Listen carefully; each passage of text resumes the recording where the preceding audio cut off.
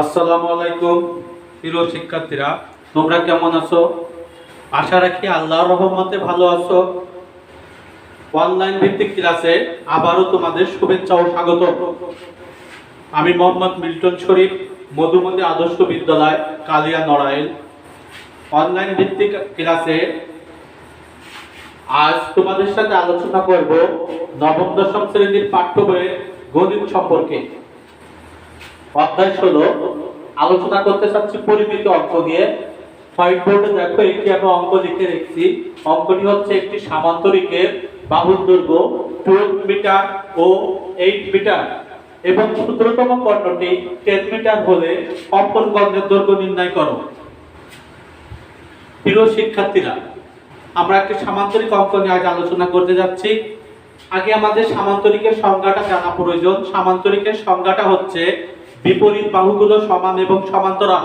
আমি হোয়াইট বোর্ডে একটি চিত্র অঙ্কন করেছি, দেখো এখানে এ বি সি ডি একটি সামান্তরিক। এ বি বাহু, সন্নিহিত বাহু এসি বাহু এবং বিডি বাহু। এ বি বাহুর বিপরীত বাহু হচ্ছে সিডি বাহু। এখানে এ বি বাহু আর সিডি বাহু সমান। এসি বাহুর সন্নিহিত বাহু হচ্ছে এ বি বাহু এবং সিডি বাহু।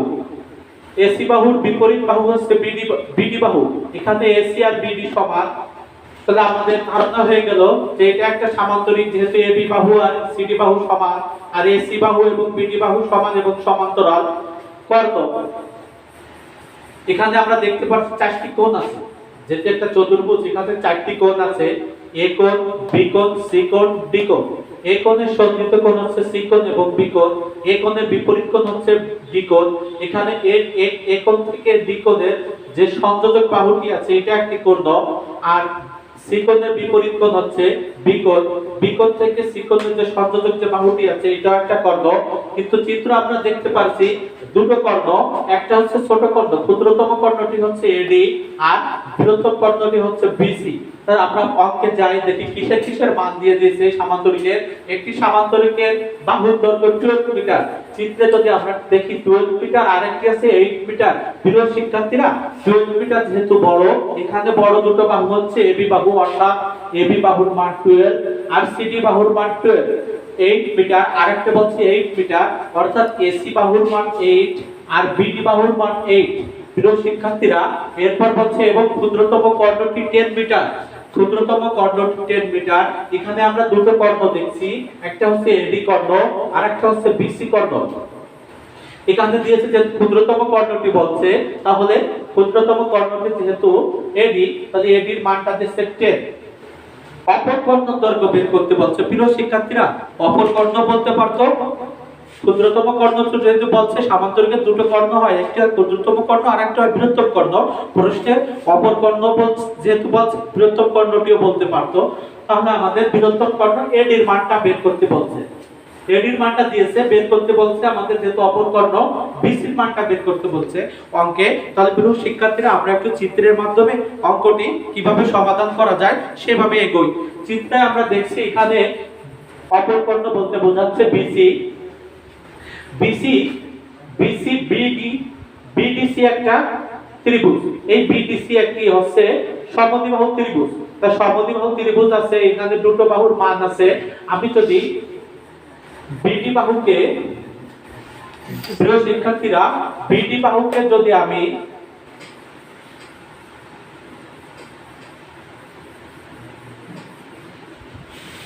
কে পর্যন্ত বর্ধিত করি, বর্ধিত করার পরে যদি আমি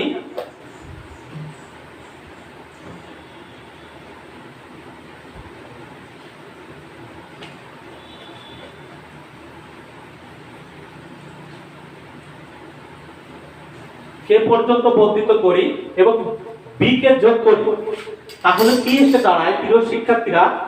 অর্থাৎ সি কে বাহুর উপর বি কে লম্ব অবস্থায় থাকে এবং বি সি কে একটি সমকোণী ত্রিভুজ হয়। বিসি সমকোণী ত্রিভুজে আমাদের সিডির মান আছে। এখন এই বাহুটার সি কে মান পর্যন্ত যাইতে হলে আমাদের মান প্রয়োজন হয় ডি কে, আর বি কে বিডির মান আছে আমাদের 8, কিন্তু বি এর মান নেই। অর্থাৎ আমাদের এখন প্রয়োজন যদি আমরা কোন সিস্টেমে d এর মান পাই আর b এর মান পাই, তাহলে BCK যে সমকোণী ত্রিভুজটা, এই সমকোণী ত্রিভুজের এই বাহুর মানটা পূর্ণাঙ্গভাবে পেয়ে যাব। আর যদি এইটার মান যদি আমরা কোন সিস্টেমে বের করতে পারি, তাহলে পিথাগোরাসের উপপাদ্যের সাহায্যে আমরা BC এর মানটা সহজভাবে বের করতে পারবো। প্রিয় শিক্ষার্থীরা, অঙ্কের চিত্রের মাধ্যমে আমরা বুঝতে পারছি যে এই অঙ্কটায় আমাদের যে কোনো সিস্টেমে d এর মান আর b এর মানটা বের করা প্রয়োজন।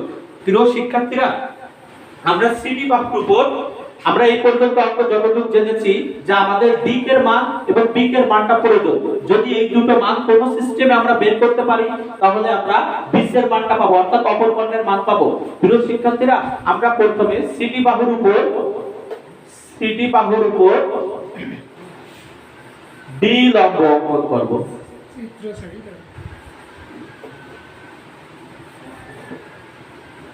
তাহলে আমরা লিখি সমাধান। মনে করি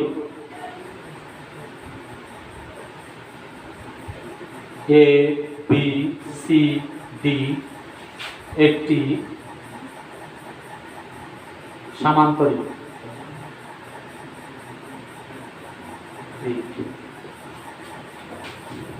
এখানে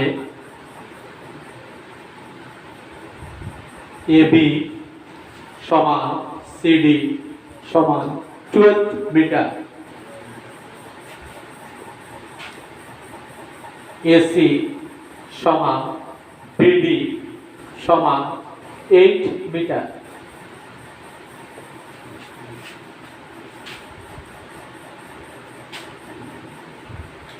প্রথমে আমরা কি করেছি, প্রিয় শিক্ষার্থীরা, এই যে কাজটা করতে আমরা চিত্রের মাধ্যমে বোঝার চেষ্টা করি তো এই মানটা প্রয়োজন, কিন্তু সর্বপ্রথম আমরা করছি এই সিডির উপর এই লম্ব অঙ্কন করেছি। আর একটি কোণের মান দেওয়া ছিল AD সমান 10 মিটার, আর প্রশ্ন চেয়েছিল BC সমান হট। প্রথমে আমরা করছি সিডি বাহুর উপর এই লম্ব অঙ্কন করছি, সিডি এর উপর এই লম্ব আঁকি। যখন লম্ব আঁকছি তখন সি সমান আমরা x ধরি আর এই সমান h ধরি। সি সমান x আর এই সমান h। তাহলে ত্রিভুজ যখন আমরা সিডির উপর এই লম্ব আছে তখন একটি ত্রিভুজ হচ্ছে, আমরা দেখছি সি এর উপর এই লম্ব অবস্থায় আছে, অর্থাৎ এটি সমকোণী ত্রিভুজ। তো সমকোণী ত্রিভুজে শুধু ওই ত্রিভুজের মান দেওয়া আছে আর দুটো বাহু আমরা অজ্ঞাত অবস্থায় পেয়েছি। সুতরাং আমরা পিথাগোরাসের উপপাদ্যের সাহায্যে পাই, অর্থাৎ ত্রিভুজ ACE হতে পায় প্রতিভুজ স্কয়ার AC স্কয়ার সমান C square plus A square. AC এর মান পাইছি আমরা 8, অর্থাৎ 8 স্কয়ার সমান C এর মান পাইছি আমরা x square plus h square. 64 সমান h square plus x square. আমরা পক্ষান্তর করলাম x square plus h square সমান 64। প্রিয় শিক্ষার্থীরা, আমরা খুঁজতেছি কিন্তু এই c বলতে বোঝাচ্ছে d কে, কারণ এই বাহুর উপর এই বাহুটা লম্বন করলে c একটু বর্ধিত অংশ পাই, এটাও বর্ধিত অংশ। এইটা যদি আমরা x এর মানটা পাই, অর্থাৎ d এর মানটা আমরা ধরে নিতে পারবো, আর a এর মানটা যদি পাই আমরা b এর মানটাও পেয়ে যাব। প্রিয় শিক্ষার্থীরা, যে এখন আমরা সর্বোপরি বুঝলাম যে আমরা x এর মান আর h এর মান খুঁজতেছি, কিন্তু যে সমীকরণটা পেয়েছি সেটা পেয়েছি x square plus h square সমান 64, একটা সমীকরণ তৈরি করলাম। প্রিয় শিক্ষার্থীরা, যখন আমরা সিডির বাহুর উপর এই লম্ব অঙ্কন করছি তখন যে বাম পাশে যেরকম ACE একটি সমকোণী ত্রিভুজ হয়েছে, ডান পাশেও AED একটি সমকোণী ত্রিভুজ হয়েছে। DE বাহুর উপর এই বাহু লম্ব অবস্থায় আছে, অর্থাৎ এখানে 90 ডিগ্রি কোণ উৎপন্ন করেছে, এটা একটা সমকোণী ত্রিভুজ। কিন্তু প্রিয় শিক্ষার্থীরা AD এর মান দেওয়া আছে 10, এখানে আমরা C এর মান যেহেতু x ধরছি, আমাদের 12 মানটা দেওয়া ছিল C থেকে D পর্যন্ত, অর্থাৎ আমাদের D এর মানটা অজ্ঞাত অবস্থায় নেই, কিন্তু শুধু দেওয়া আছে CD এর মানটা 12, কিন্তু D এর মানটা আমাদের আগে বের করা প্রয়োজন। প্রিয় শিক্ষার্থীরা, তাহলে আমরা লিখতে পারি CE প্লাস DE সমান CD। C সমান ধরছি x প্লাস D এর মানটা আমরা আমাদের প্রয়োজন সমান CD সমান পেয়েছি 12, বা DE সমান 12 মাইনাস x। তাহলে আমরা D এর মানটা পেয়ে গেছি। প্রিয় শিক্ষার্থীরা, যেহেতু D এর মানটা পেয়েছি, তো ত্রিভুজ ADE হতে পাই অতিভুজ স্কয়ার AD স্কয়ার সমান A square plus D square. AD এর মান পেয়েছি আমরা 10, অর্থাৎ 10 স্কয়ার সমান A এর মান পেয়েছি আমরা h স্কয়ার প্লাস D এর মানটা আমরা তৈরি করছি 12 মাইনাস x তার হোল স্কয়ার। 10 স্কয়ার অর্থাৎ 100 সমান h square plus 12 minus x তার হোল স্কয়ার আছে, অর্থাৎ a মাইনাস b তার হোল স্কয়ারের সূত্রকে সমর্থন করেছে। 12 স্কয়ার মাইনাস ফর্মুলা 2 ইনটু প্রথমটা ইনটু দ্বিতীয়টা প্লাস দ্বিতীয়টা তার হোল স্কয়ার। প্রিয় শিক্ষার্থীরা, আমরা প্রথম যে সমীকরণটা তৈরি করেছিলাম x square plus h square সমান 64, এখানে আমরা দেখতে পাচ্ছি x স্কয়ার আছে x স্কয়ারে আছে, অর্থাৎ দুটোকে যদি আমরা সমষ্টির মাধ্যমে এক জায়গায় করতে পারি, তার জন্য 64 লিখতে পারবো। তাহলে এই প্রথম আছে 100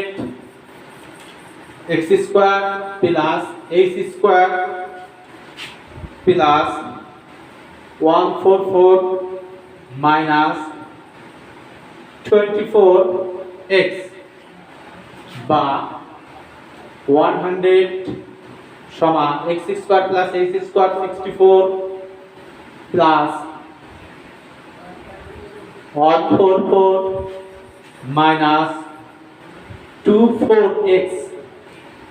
প্রিয় শিক্ষার্থীরা, আমরা চিত্রের মাধ্যমে প্রথম যে সময় সমাধান করার চেষ্টা করেছিলাম, আমরা বুঝতে পেরেছিলাম যে x এর মান আর h এর মানই প্রয়োজন।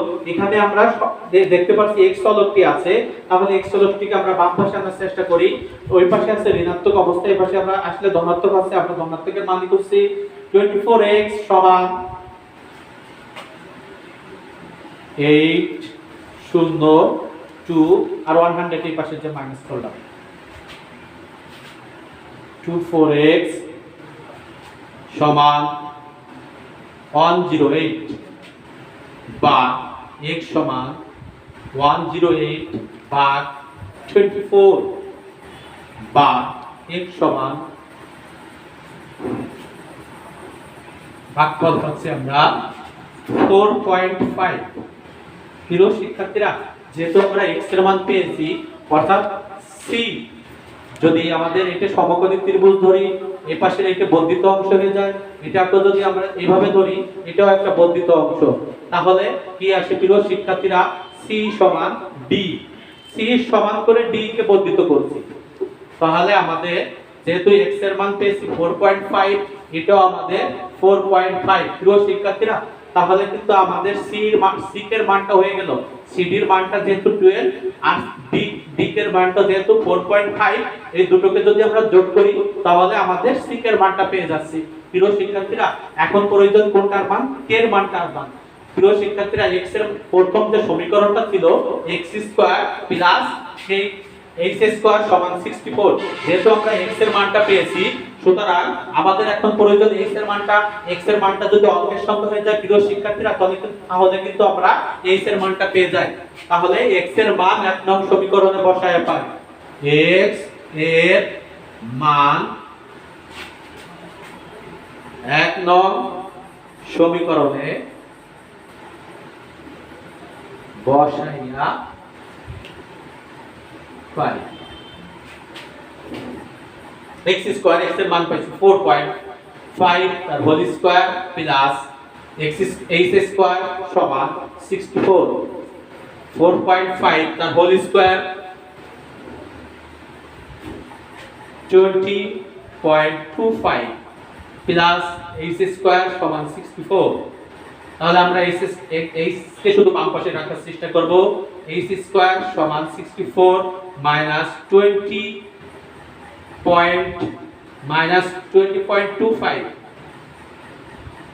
h স্কয়ার সমান এটা থেকে এটা মাইনাস করলে থাকে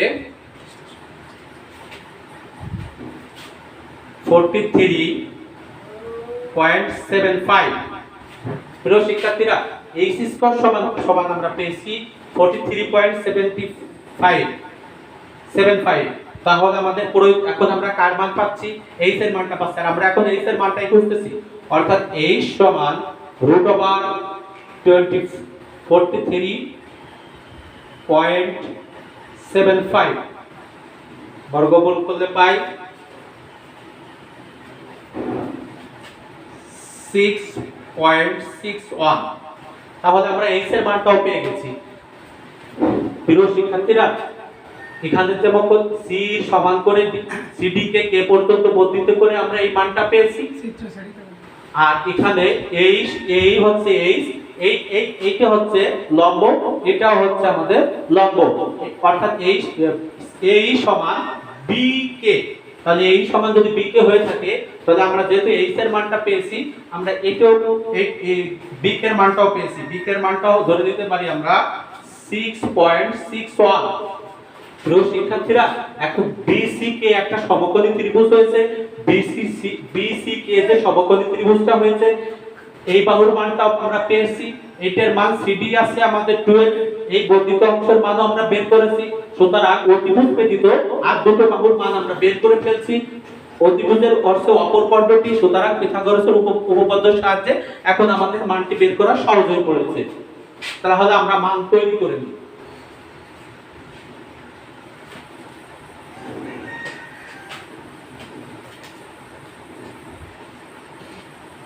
CD প্লাস DK সমান CK CD এর মান পাইছি 12 প্লাস DK এর মান পাইছি 4.5 সমান CK অর্থাৎ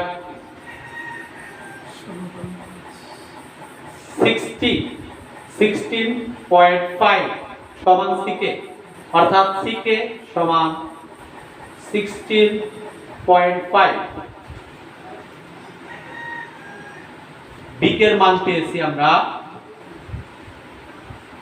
6.61 তাহলে ত্রিভুজ BCK হতে পায় ত্রিভুজ BCK হতে পায়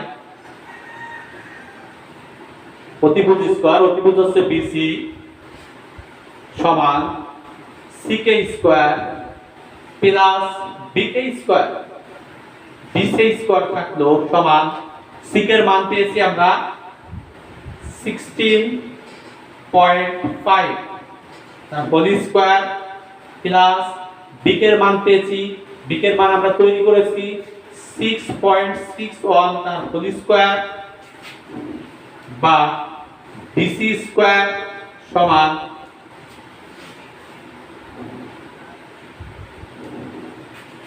এটার পর হোল স্কয়ার আসে 272.25 প্লাস 4369 তাহলে আমাদের খুঁজতেছে BC এর মান বা BC সমান BC স্কয়ার সমান 315.941 যেহেতু BC স্কয়ার আছে ওই পাশে স্কয়ার আমরা BC এর মান খুঁজতেছি স্কয়ারটা ওই পাশে রুট করে দিলেই হয়ে যাবে অর্থাৎ BC সমান √315,941, অর্থাৎ BC সমান এটার উপর রুট করলে আসে 17.77, অর্থাৎ BC হচ্ছে অপর কর্ণটি। প্রিয় শিক্ষার্থীরা, আমরা চিত্রের মাধ্যমে আগেই জেনেছিলাম যে অপর কর্ণটি হচ্ছে BC। তাহলে অপর কর্ণটির মান বের করছি, কিভাবে বের করছি প্রিয় শিক্ষার্থীরা, আমি আবারো একটু তোমাদের বলতে চাই যে আমরা যে CD ছিল AB বাহু আর CD বাহুর মান ছিল 12, AC বাহু আর BD বাহুর মান ছিল 8, আর অপর ক্ষুদ্রতম কর্ণ BD এর মানটা দেয়া ছিল। আমরা এই CD এর উপর এই লম্ব এঁকেছিলাম, যখন লম্ব এঁকেছিলাম এই জায়গায় একটা সমকোণ উৎপন্ন করেছিল। সমকোণ উৎপন্ন করার পরে C সমান করে CD কে D কে পর্যন্ত বর্ধিত করেছিলাম। বর্ধিত করার পরে আমরা চিত্র দেখতে পেলাম যে BC কে একটি সমকোণী ত্রিভুজ হয়েছিল। BC কে যে সমকোণী ত্রিভুজটা হয়েছিল, অপর কর্ণ ছিল BC।